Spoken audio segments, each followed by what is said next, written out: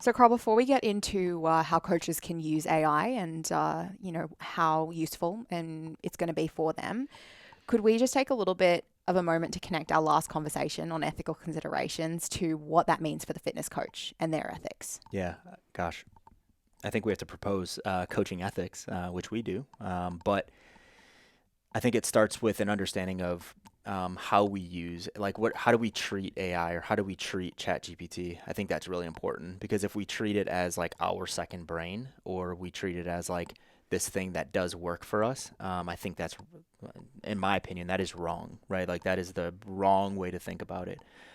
So I think we need to have like this idea in our head. What is our relationship with artificial intelligence from a coaching perspective? And the way that I would look at it is like it's a co-pilot, right? It's like I'm flying this thing, right? I'm the captain, I'm the pilot, and this thing is just like sitting next to me. And whenever I need it to go get me a coffee, it's gonna go get me a coffee, right? When I need it to like, expand on an idea that I give it, it's gonna expand on that idea that I give it, right? So I think we need to look at it as a co-pilot.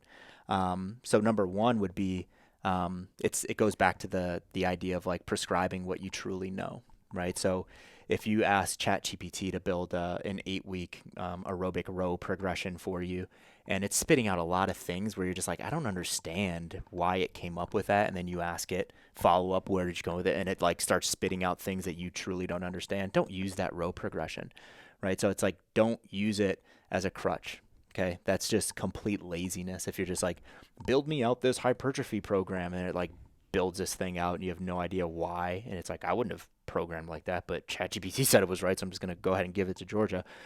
Prescribe only what you know. And I think that's where a lot of coaches are going to get into. Coaches that are using it, I know that they're getting into trouble there right now, where they're just like giving clients things. They're just like, I don't know, the model told me to give it to you, so I just gave it to you. Yeah, I mean, at the end of the day, that's no different to an individual design coach who's offering their client a personalized program, going to bodybuilding.com, finding, 12-week to shred program, Mm-hmm. downloading that and giving that program to that client Yeah, without thinking about it or yeah, knowing why. yeah, definitely. On that, I'll expand on the idea a little bit and how we can like limit ourselves from that, and we'll talk about it a little bit more when we get into utility. But it's always giving it, always putting your brain inside of it. Okay, so an example, like we just walked through this class, and one of the prompts that I gave this thing was, I need you to give me like nudges or considerations and what I should do with this client based on my movement screen results. But I didn't stop there. I said, these are my movement screen results. And this is the goal of the movement screen, right? Like, this is the overall goal. I want to pass this. I want to have this time here. I want to have that time there. And then this is the goal of the client, right? So it's like, I gave it as much context from my brain as I could. And I just wanted to see what it spit out, right? Some of the things that it spat out, it's like, yeah, I don't agree with that, so I'm not going to use it. And then it spit out 8 other things where I'm like, yeah, those are actually really good ideas, and that's where my brain would have eventually gotten to. Now I need to look at these outputs, and I need to prioritize these outputs, and then add my own flavor to them. So from an RX what you know standpoint, you also have to tell the model what you know, right? So it's like, these are my goals, these are the client's goals, this is what I'm looking for, this is how I program. Here's 16 weeks of programming that I've done. I want you to actually mimic this programming style and make it more like mine, right? Just little things like that. But that would be the first thing, is just prescribing what you know. That sounds great. Yeah. What's up next? Yeah, next is I know this is like a big one, but it's the concept of like doing no harm, right? So I think that connects quite well to only prescribe what you know. But I think that if we think about that when we prescribe anything to a client, it makes us at least think twice. Okay, so it makes us be very discerning on the outputs that ChatGPT is actually giving, right? It makes us take a second look to actually ensure, is this right for that client? Is this something that I would have given? If it's not something that I would have given, am I learning something as this thing's spitting this thing out to me?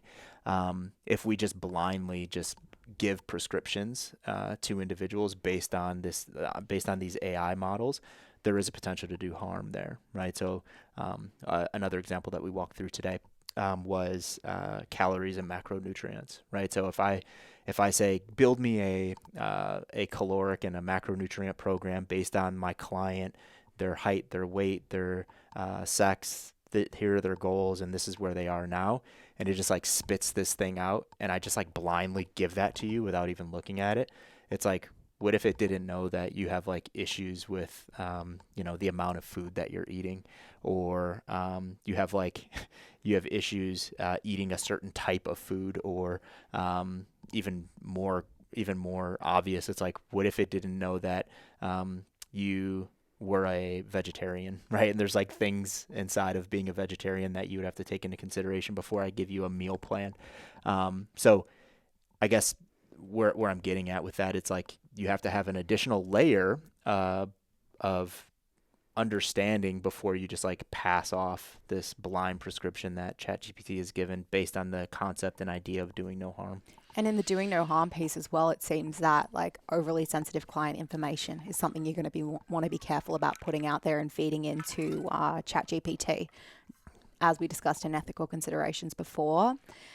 I think of the example of maths in primary school, right? And you always had to be able to show your work. Mm-hmm. And it's not to say that we have to show our work to our teacher as fitness coaches, but you should be able to explain how you got to the result and the outcome that you did. And if you can't do that in any of the coaching decisions you're making, or you're allowing ChatGPT to allow you to say yes or no on, then something's wrong. I'm going to steal that. That was actually very well said, because I've said things similar to that before, but like you just made it so simple where it's just like, remember a math class where you had to like, in the bottom, you had to like actually show how you got there. So your teacher knew that you weren't just like using that Texas Instruments calculator to put that in.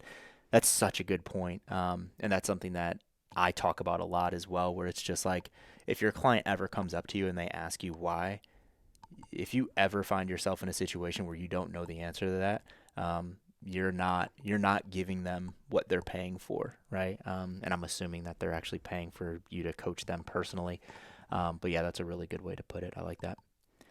My last piece on this before we move into ideas on utility is, the concept of, I know we talk about it a lot, but the relational aspect of this thing. I'm going to kind of, let's bleed this into utility. Yeah.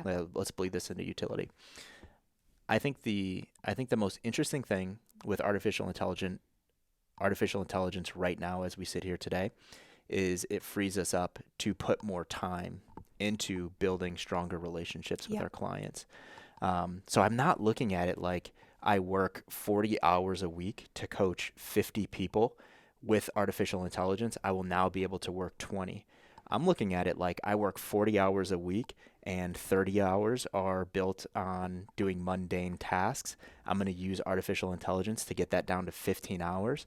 And then I have 25 hours to build more robust relationships with my clients. So when I use the term efficiency in utility, I'm not saying so you can have more time to be on the beach. I'm not saying that. I'm saying now you have more time to actually connect with your clients, because we do know that it is a massive lift and it's a massive effort to build relationships with people, right? Some people are nearly impossible to build relationships with. Some people are really easy, right?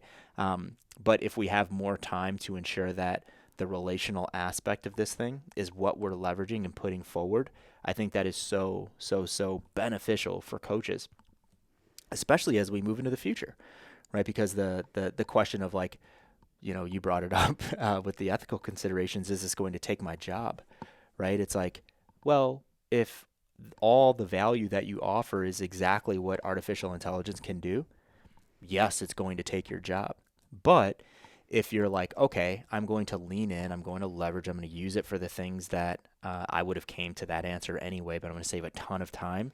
And then I'm going to invest the rest of that time into building those relationships, because artificial intelligence can't do that.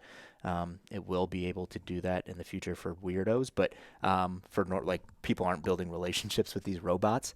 That's where I think we need to leverage a lot of our time, and that's like the biggest utility of AI, in my opinion, right now as we sit here.